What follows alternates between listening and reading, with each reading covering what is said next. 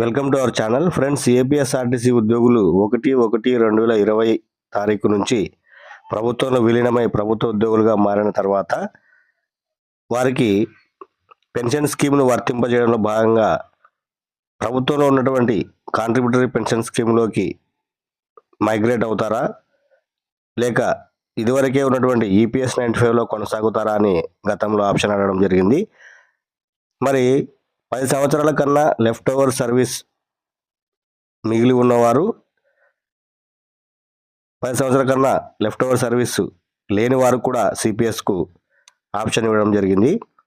మరి 10 సంవత్సరాల కన్నా లెఫ్ట్ ఓవర్ సర్వీస్ లేని వారు కూడా సిపిఎస్లో కొనసాగితే వారికి నష్టపోతారనే ఉద్దేశంతో మేనేజ్మెంట్ వారికి జనవరి 31, 2020 తారీఖు వరకు మరొకసారి అవకాశం కల్పించడం జరిగింది.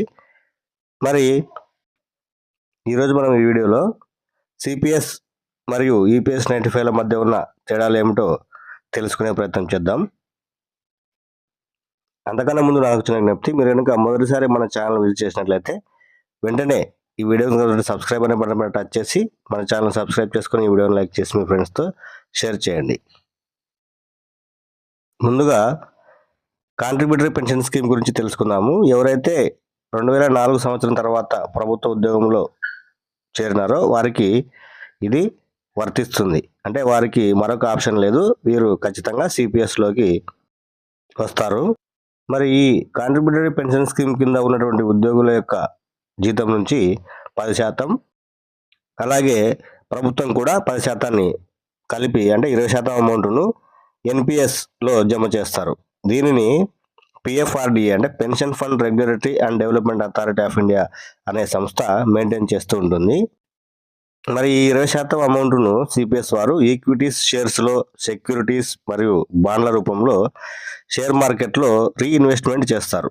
మరి ఈ ఇన్వెస్ట్ చేసిన అమౌంట్కు ఒక్కోసారి 8 లేదా 10 లేదా 12% వడ్డీగా వస్తుంది. అయితే ఇక్కడ ఒక స్థిరమైన వడ్డీ అనేది ఉండదు. ఈ సిపిఎస్ అనేది షేర్ మార్కెట్ యొక్క స్థితిపైన ఆధారపడి ఉంటుంది. మరి సిపిఎస్లో ఉన్నటువంటి ఉద్యోగి రిటైర్డ్ అయినప్పుడు మదుపు చేసినటువంటి డబ్బుల నుంచి 60% మాత్రమే ఉద్యోగికి ఇస్తారు. ఈ 60% అమౌంట్కి ఎటువంటి ట్యాక్సులు, ఛార్జెస్ చెల్లించాల్సిన పని లేదు. మిగిలినటువంటి 40%ను యాన్యుటీ అమౌంట్ అంటాము. దీన్ని పెన్షన్ కంపెనీస్ మేనేజ్ చేస్తుంటాయి. ఉదాహరణకు ఎల్ఐసి ఇన్సూరెన్స్, ఎస్బీఐ ఇన్సూరెన్స్ ఇలాంటి కొన్ని కంపెనీలు మేనేజ్ చేస్తూ ఉంటాయి. ఈ 40% అమౌంట్ మీద 6 లేదా 7% వచ్చినటువంటి వడ్డీని కలిపి ఈ 40% అమౌంట్ను డివైడ్ చేసి నెల నెల పెన్షన్గా ఎంత వస్తే అంత డిపాజిట్ చేస్తూ ఉంటారు. ఎంతవరకు అంటే ఆ 40% డబ్బులు అయిపోయే వరకు. ఒకవేళ రిటైర్డ్ అయిన ఉద్యోగి ఎక్స్పైర్ అయితే ఆ 40% అమౌంట్లో ఎంత మిగిలి ఉంటే అంత అమౌంట్ను వారి యొక్క నామినీకి ఒకేసారి అందిస్తారు. ఇక తర్వాత వారి యొక్క నామినీకి పెన్షన్ అంటూ ఏమీ ఉండదు. ఇది సిపిఎస్ యొక్క ముఖ్యమైన సమాచారం. ఇక ఈపీఎఫ్ గురించి చూసినట్లయితే, ఈపీఎఫ్ అంటే ఎంప్లాయీస్ ప్రావిడెంట్ ఫండ్. ఇది మనకు తెలిసిందే. ఇందులో ఉద్యోగి మరియు యాజమాన్యం ఎప్పుడైతే భాగస్వాములుగా చేరుతారో అప్పుడు ఉద్యోగి జీతం నుంచి 12%, యాజమాన్యం 13% మొత్తంగా ఈ ఈపీఎఫ్లో అమౌంట్ జమ చేస్తారు. మరి ఈపీఎఫ్లో సభ్యుడైనటువంటి ఉద్యోగికి ఆటోమేటిక్గా మరొక 2 రకాల స్కీములలో కూడా మెంబర్ అవుతారు. అందులో మొదటిది ఈపీఎస్, తర్వాత రెండవది ఈడిఎల్ఐ. మరి ఈపీఎస్ అంటే ఎంప్లాయీ పెన్షన్ స్కీమ్.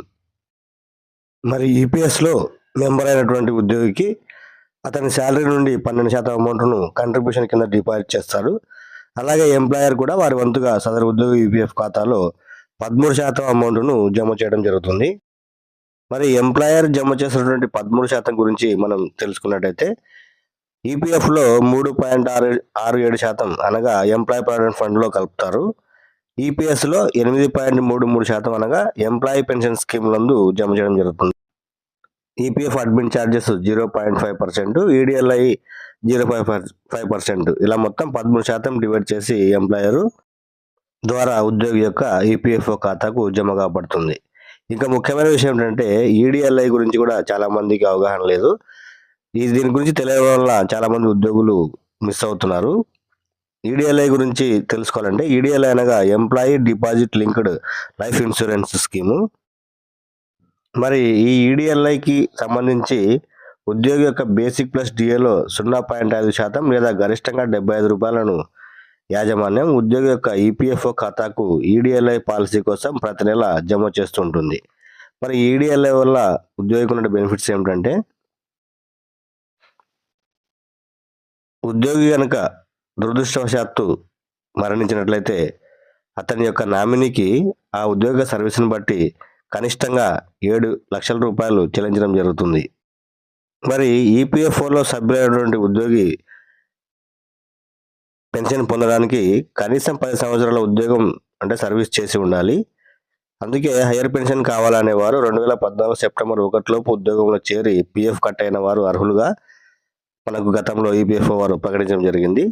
ఇందులో ఒక స్థిరమైన వడ్డీ అంటే ప్రస్తుతం 8.6% ఉంటుంది. ఇందులో ఉద్యోగులు చక్రవడ్డీని పొందుతారు.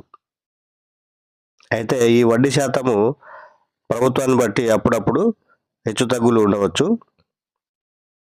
ఇక ఈపీఎఫ్ అంటే ఎంప్లాయీ ప్రావిడెంట్ ఫండ్ గురించి తెలుసుకుంటే, ఈ ప్రావిడెంట్ ఫండ్ అనేది ఉద్యోగి యొక్క రిటైర్మెంట్ కోసం చాలా ఉపయోగపడుతుంది. ఇది ఒక ఫండును చక్రవడ్డీ రూపంలో మనకు క్రియేట్ చేస్తుంది.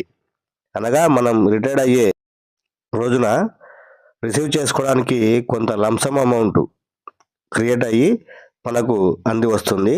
అంతేకాకుండా ఏదైనా మనకు అవసరాల నిమిత్తం రూల్స్ అండ్ రెగ్యులేషన్ ప్రకారం ఈ డబ్బులను నిబంధనల మేరకు విత్డ్రా చేసుకొని వాడుకోవడానికి పనికొస్తుంది. ఉదాహరణకు పెళ్లి, గృహ నిర్మాణం, అనారోగ్య కారణాలు మొదలైనవి. మరి ఈ ఈపీఎఫ్ఓ వారు అందిస్తున్నటువంటి ఈ ఎంప్లాయీస్ పెన్షన్ స్కీమ్ అనేది ఉద్యోగి రిటైర్డ్ అయిన తర్వాత అతను జీవించి ఉన్నంత కాలం పెన్షన్ చెల్లించడం జరుగుతుంది. ఒకవేళ పెన్షన్ పొందుతున్న వ్యక్తి మరణించినట్లయితే వారి నామినీకి విడో పెన్షన్ లేదా నిబంధనల ప్రకారం చిల్డ్రన్ పెన్షన్ కూడా వారి యొక్క ఫ్యామిలీకి ఈపీఎస్ రూల్స్ ప్రకారం అందించడం జరుగుతుంది. సో ఇది ఫ్రెండ్స్, సిపిఎస్ అంటే కాంట్రిబ్యూటరీ పెన్షన్ స్కీమ్కు మరియు ఈపీఎస్ 95కు ఉన్నటువంటి ముఖ్యమైన తేడాలు. మరి ఇవి ఉద్యోగుల అవగాహన కోసం ఈ వీడియో చేయడం జరిగింది. సో ఇది ఫ్రెండ్స్ ఇవాళ అప్డేట్. మరిన్ని అప్డేట్స్ కోసం వెంటనే మన ఛానల్ సబ్స్క్రైబ్ చేసుకొని ఈ వీడియోని లైక్ చేసి మీ ఫ్రెండ్స్తో షేర్ చేయండి. Thanks for watching.